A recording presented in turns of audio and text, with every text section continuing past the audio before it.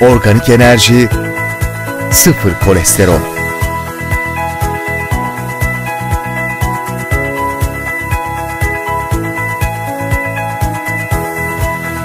Kadim lezzet.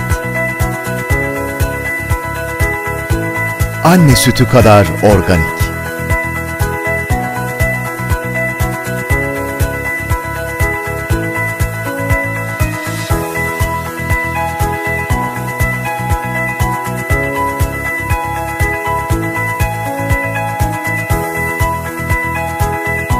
Organik üzüm suyu. Ekorez.